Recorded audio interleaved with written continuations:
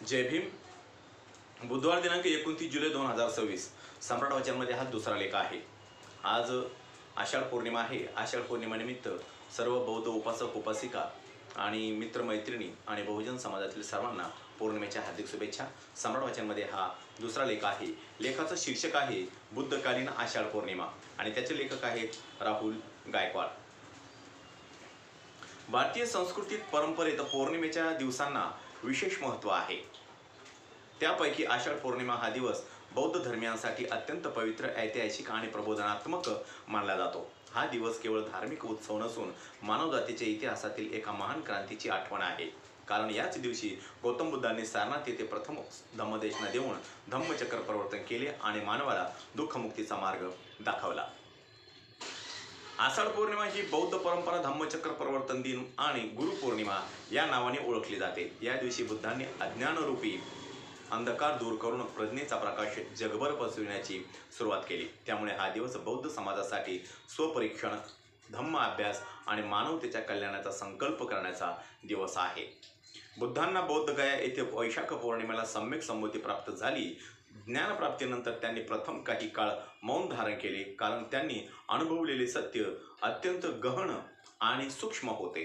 परंतु मानव जातीच्या कल्याणासाठी हे सत्य लोकांपर्यंत पोहोचवणे आवश्यक आहे, अशी भावना त्यांच्या मनात निर्माण झाली। त्यानंतर बुद्ध सारनाथ येथील ऋषीपतन मृगदाय येथे गेले। तेथे त्यांच्या पूर्वीच्या पंचवर्गीय भिक्खू कौंडण्य, भद्दीय, वप्प, महानाम आणि विश्वजित यांना त्यांनी धम्मदेशना दिली। ही देशना धम्मचक्र प्रवर्तन सूक्त म्हणून जगभर प्रसिद्ध आहे। ही ऐतिहासिक घटना आषाढ पौर्णिमेच्या दिवशी घडली। त्यामुळे हा दिवस बौद्ध धर्मात इतिहासात सुवर्णाक्षराने लिहिला गेला आहे। धम्मचक्र प्रवर्तन म्हणजे धम्माचे चक्र फिरवणे, अर्थात सत्य, प्रज्ञा, करुणा आणि समतेचा संदेश मानवजातीपर्यंत पोहोचविणे। बुद्धांनी आपल्या पहिल्या देशनेत 4 आर्य सत्य आणि आर्य अष्टांगिक मार्ग यांचा उपदेश केला। त्यांनी सांगितले की मानव जीवनातील दुःखाचे मूळ अज्ञान, तृष्णा आणि आसक्ती आहे।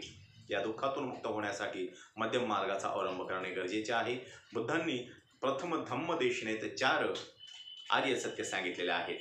दुःख आहे, नंबर 1 दुःख आहे, नंबर 2 दुःखाचे कारण आहे, नंबर 3 दुःखाचा निरोध करणे शक्य आहे आणि नंबर 4 दुःख निरोधाचा मार्ग म्हणजे आर्य अष्टांगिक मार्ग। ही 4 आर्य सत्य मानवी जीवनाचे वास्तव स्पष्ट करतात आणि दुःखमुक्तीचा मार्ग, वैज्ञानिक जीवन मार्ग दाखवितात। बुद्धाने सांगितलेला आर्य अष्टांगिक मार्ग हा नैतिक, मानसिक आणि बौद्धिक विकासाचा मार्ग आहे। त्यामध्ये पुढील 8 अंगांचा समावेश होतो: सम्यक दृष्टी 1, सम्यक संकल्प 2, सम्यक वाणी 3, सम्यक कर्म 4, सम्यक आजीविका 5, सम्यक प्रयास 6, सम्यक स्मृती 7 आणि सम्यक समाधी 8। हा मार्ग मानवाला संतुलित, शांत आणि प्रज्ञावान जीवन जगण्याची प्रेरणा देतो। आषाढ पौर्णिमेच्या दिवशी बुद्धांचा प्रथम उपदेशानंतर कौंडण्य भिक्खूंना धम्मदृष्टी प्राप्त झाली। ते बुद्धांचे पहिले शिष्य बनले। याच दिवशी बौद्ध भिक्खू संघाची स्थापना झाली। बौद्ध संघ हा समता, बंधुत्व आणि शिस्तीवर आधारित होता। बुद्धांनी लिंग किंवा सामाजिक स्तर यापेक्षा धम्माला महत्त्व दिले। धम्म म्हणजे दुसरे तिसरे काही नसून याचा अर्थ सत्य असा आहे आणि सत्य हा निसर्ग नियम आहे। त्यामुळे सत्यावर आधारित बौद्ध संघ हा मानवतेच्या समतेचा आदर्श ठरला। भारतीय परंपरेत आषाढ पौर्णिमेला गुरुपौर्णिमा म्हणूनही साजरी केली जाते। बौद्ध दृष्टिकोनातून यामागे अत्यंत महत्त्वाचे कारण आहे। बुद्धांनी या दिवशी प्रथमच आपल्या शिष्यांना धम्माचा उपदेश केला। त्यांनी पंचवर्गीय भिक्खूंना सत्याचा मार्ग दाखविला, अज्ञानाचा अंधकार दूर केला आणि प्रज्ञेचा प्रकाश दिला। गुरु म्हणजे जो अंधकार दूर करून ज्ञानाचा प्रकाश देतो। बुद्धांनी लोभ, द्वेष आणि मोह या अज्ञानरूपी अंधकाराचा नाश करून मानवाला प्रज्ञा, करुणा आणि समतेचा मार्ग दाखवला। म्हणून बुद्ध हे मानवजातीचे जगातील आद्य गुरु मानले जातात। म्हणूनच जगभरातील बहुतांश महाविद्यालयांची शैक्षणिक सुरुवात आषाढ पौर्णिमेपासून होते। याच कारणामुळे आषाढ पौर्णिमा गुरुपौर्णिमा म्हणून ओळखली जाते। हा दिवस बुद्धांच्या ज्ञानप्रकाशाला वंदन करण्याचा आणि त्यांच्या धम्म मार्गाचे आचरण करण्याचा दिवस आहे। आषाढ पौर्णिमेपासून बौद्ध भिक्खू वर्षावास प्रारंभ करतात। पावसाळ्यात भिक्षू एका स्थानी राहून ध्यान, अध्ययन, धम्मचर्चा आणि स्वशुद्धी करतात. वर्षावास हा केवळ भिक्खू संघासाठी असतो, तरी हा काळ भिक्षूंसाठीच मर्यादित न ठेवता गृहस्थ उपासकांनी स्वतःसाठी स्वपरीक्षण, सदाचार आणि धम्मपालनाचा काळ मानावा. आजच्या युगात हिंसा, द्वेष, असमानता, अंधश्रद्धा आणि मानसिक अस्थिरता वाढताना दिसते.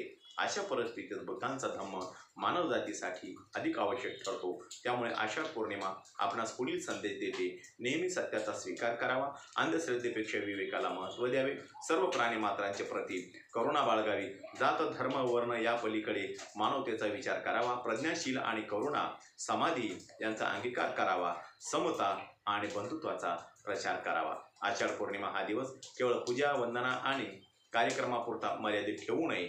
या दिवशी बहुजनांनी बुद्धांच्या धम्माचा अभ्यास करून त्यांचे आचरण करण्याचा दृढ संकल्प करावा. समाज बांधवांनी आजच्या दिवशी धम्मचक्र पर्वत सूक्ताचे सामूहिक वाचन करावे, बुद्धांच्या जीवनावर व्याख्याने आयोजित करावीत, युवकांसाठी धम्मजागृती शिबिरे, पंचशील पालनाचा सामूहिक संकल्प, समाजात समता आणि बंधुभावाचा प्रचार, अंधश्रद्धा निर्मूलन आणि विवेक जागृती कार्यक्रमाचे आयोजन करावे. बुद्धकालीन आषाढ पौर्णिमा हा दिवस मानवजातीच्या इतिहासातील एक सुवर्णाक्षर आहे. या दिवशी भगवान बुद्धांनी धम्मचक्र प्रवर्तन करून जगाला दुःखमुक्तीचा मार्ग दिला आहे. त्यांनी अज्ञानाचा अंधकार दूर करून प्रज्ञेचा प्रकाश पसरविला आहे.